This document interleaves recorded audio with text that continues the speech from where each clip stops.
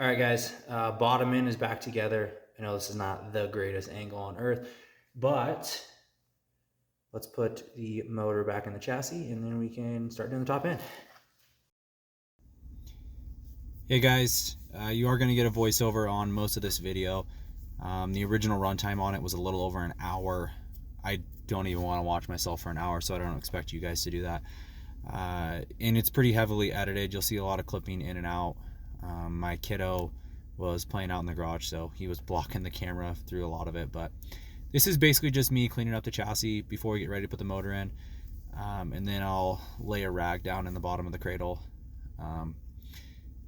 When I took it apart, I left the rear motor mount attached to the swing arm, and I left both front motor mounts on. I just rotated the one closest to me forward a little bit so that I could get the engine in and out a little easier. Right there you can see me moving that motor mount around. Yeah, I'll throw some clip music in here as well so you don't have to listen to me talk, but it's all going to be pretty basic and simple. If you guys have any questions, just hit me up in the comment section.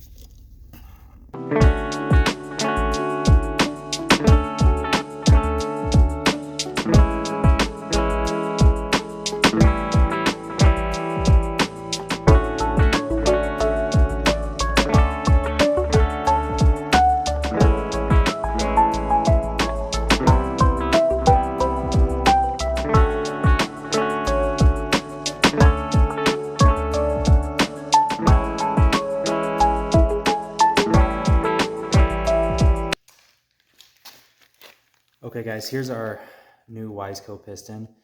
This one is 69 millimeters. I think it has one more bore loft on it. I think it'll do 69.5. Some things to look out for on these. It should have an arrow right there that points forward towards the exhaust. And this one already has a couple of holes drilled in it. My understanding, the purpose of the holes drilled in it is to keep some lubrication where the piston contacts the exhaust bridge. We don't have a bridge on the intake in the back. I don't recall if they do on a factory cylinder or not, but this one's been ported and there is no bridge there. See what other stuff we got. It comes with new retainer clips. That's what's gonna go inside the piston right here, and that retains your wrist pin. We also got a new wrist pin bearing. This doesn't come with it, and I just can't ever bring myself to use an old bearing when installing new parts and pieces. And then new rings. Whenever I put any of this stuff together, I like to install one of these retainer clips first on the bench in that groove, and then I will slide the pin in from one side and put the other one in. That cuts the likelihood of me dropping the pin down into the case in half, and I'll take that. And I'll also put some rags around the connecting rod and the cases, guys, in case we do drop it. Hopefully we catch it before it goes all the way to the bottom. So Okay guys, here I've already installed one of the wrist pin retainer clips on one side of the piston, and I've put the lower piston ring on. I'm going to put the upper piston ring on. You'll see on these Wiseco pistons they have a nub that sticks out in each piston ring groove. You'll put that nub right between the gap on the piston ring. That will keep your rings lined up so they don't overlap and cause a loss in compression.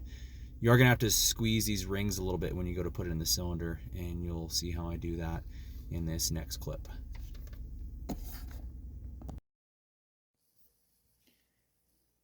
all right, guys, I apologize if the camera falls over at some point in this. I'm trying to set it up on kind of a weird angle, so I just want to get you in a little bit closer so you can kind of see. I like to run the connecting rod all the way down to the bottom, so I don't have so much play that I'm trying to deal with as I'm putting the cylinder on. And I will pre-lubricate the cylinder with the same premix. You don't have to go crazy, otherwise it's going to smoke and foul plugs when you very first start it. But just put a thin coat on it so it's not running dry right off the bat. You're going to have to do some kicks to start pulling some fluid from the carburetor down in there. So a thin film is plenty. So I will go do that, and then we'll start sliding this piston on, or cylinder onto the piston, I should say. I probably forgot to mention, guys, I already put a fresh base gasket on this side. We have our spacer plate and a fresh base gasket on the bottom of the cylinder. So, should be ready to go on. If you'll notice, the studs that hold the the cylinder to the cases are longer. That's because of the spacer plate. And as you can see, there is a gap on the two sides of the skirt for the cylinder. That should give us room to squeeze those piston rings a little bit. And then we'll just line our studs up and work it down. We can go ahead and put the nuts on that hold the cylinder to the case, and we can put the head on. I think before I put the head on, I will put the Kickstarter on it, and we'll give it just a couple of test kicks to make sure that there's plenty of clearance and there's no issues there. Okay guys, if you follow the shorts that I put up on YouTube, you'll see that I checked this piston for clearance and it looked great. Unfortunately, the camera fell off in the middle of that shot, so you just end up seeing a bunch of jumbled view and a bunch of banging going on. But we checked it for clearance. It looks great. This is just me getting the head on it and tightening the head down. Just like the cylinder, I tighten it in a cross pattern, and I will go back and recheck all this after we heat cycle the bike a couple times.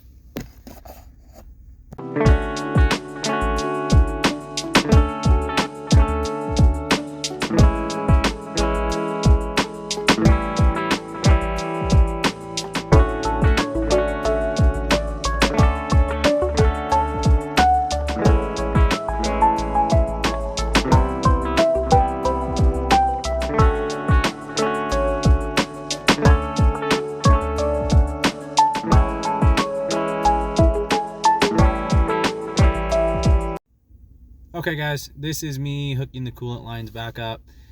Pretty basic stuff. I just run the factory OEM rubber hoses with hose clamps on them, so nothing too crazy there. It probably will be getting edited out later on in the video. You'll see I have the hood and fenders off. That's where I actually added coolant to the radiator and oil to the cases for the transmission and clutch. I'm pretty sure my kid is going to end up standing right in front of the camera on that one, so it gets edited out, but it's nothing too complicated. And I really try and keep these videos under 30 minutes. Usually when I'm looking for a video for something like this, it's because I have like a key thing that I'm trying to pick up on. There's not a lot of key stuff here. It's really just me putting the bike back together so we can get it back out there and ride it. It should get cut down probably even more, but I still wanted to show you guys kind of how I went through it. So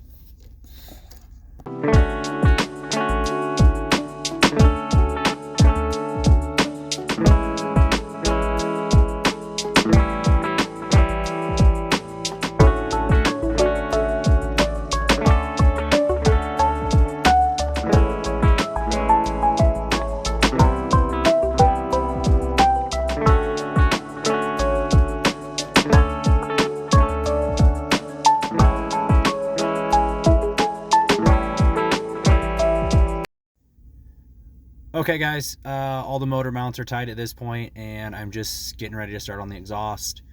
It's me putting the head pipe on and setting a couple of springs in it, and then I will put the expansion chamber on.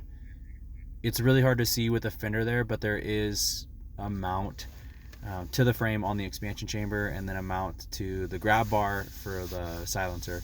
So I'll start working from the head pipe back and get the exhaust mounted up on it.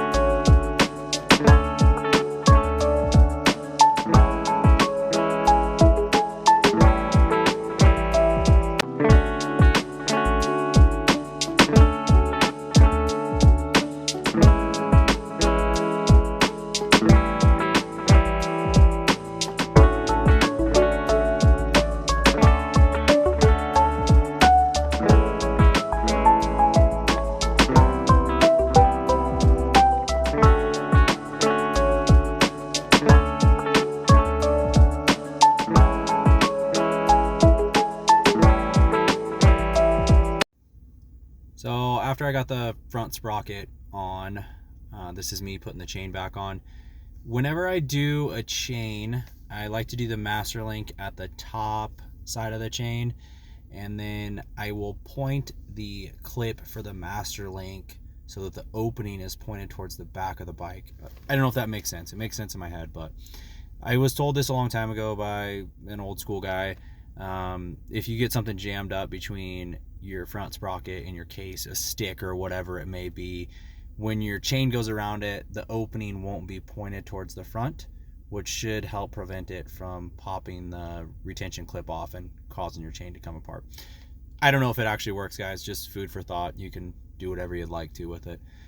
This is me hooking the clutch cable back up to the clutch actuator and to the case itself, and then checking the adjustment on it.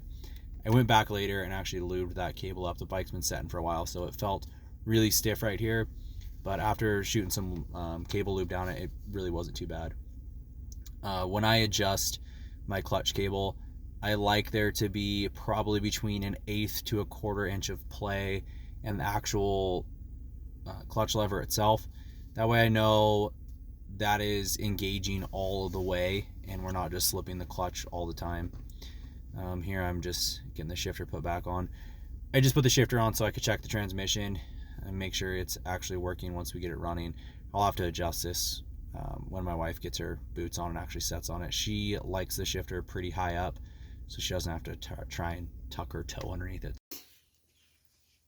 Okay guys, I know it probably looks like I've taken it apart more than I've put it together since the last time you've seen it. I did take the hood and the fenders off. It just makes it easier to fill the radiator up. It has factory style fenders, so there's no cutout for the radiator cap. I know everybody has different theories on how to break these in. I've tried it several different ways. You haven't seen much difference. Some guys say don't let it idle. Some guys say let it idle.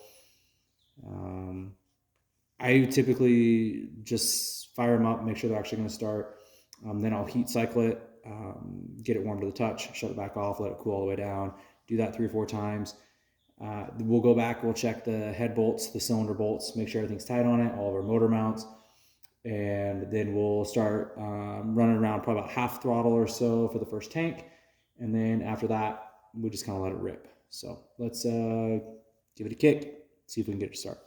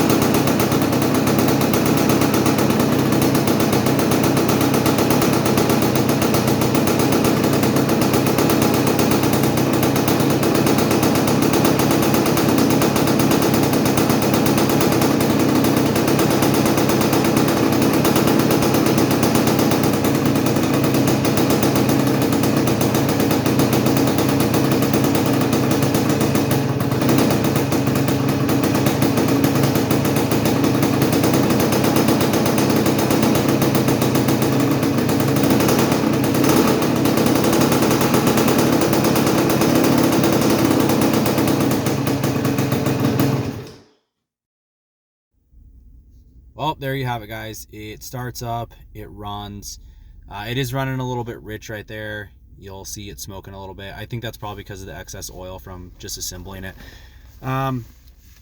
Thanks for tuning in, guys. I know it's been kind of a long build series. I try and keep these videos pretty short, but check out our channel. There'll be a link in the description. I'm gonna start posting some stuff about building the three-wheeler that I am super pumped about. So check that out. We'll also get this thing out and start running it through its paces, get it broken. So stay tuned, and I really do appreciate you guys tuning in. Give us a like, hit the notification bell, subscribe. That's how we keep all this kind of stuff going. Thanks, guys.